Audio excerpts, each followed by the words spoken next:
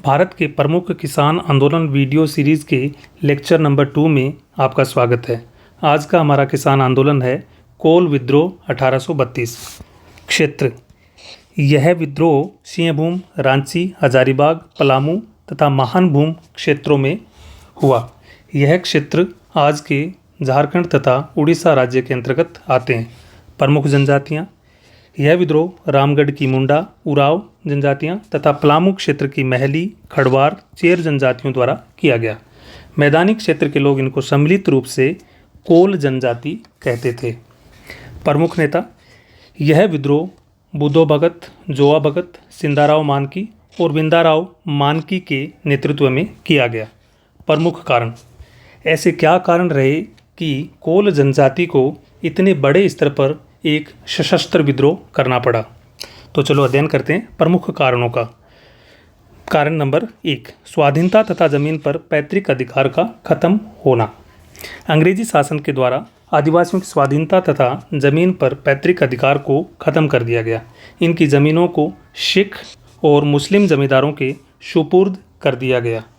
हड़िया शराब पर उत्पाद शुल्क लगाना, यह एक कम नशीली चावल से बनी शराब होती थी जिस पर अंग्रेजी सरकार ने 1830 में उत्पाद शुल्क प्रति घर 4 आने लगा दिया था।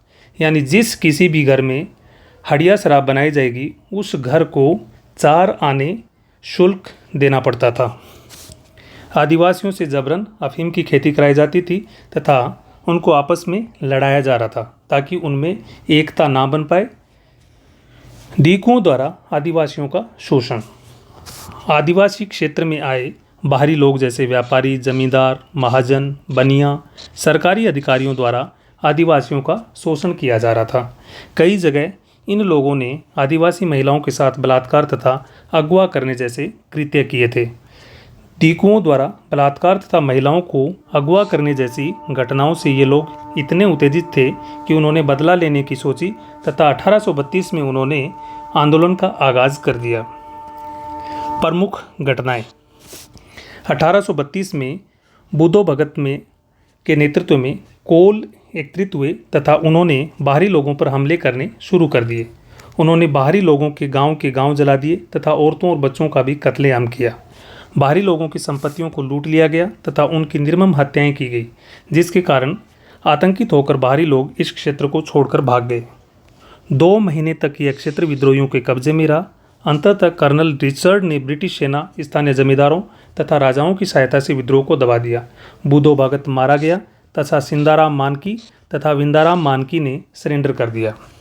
1832 के बाद विद्रोह का नेतृत्व गंगा नारायण ने किया, लेकिन यह कोई खास सफलता अर्जित नहीं कर सका।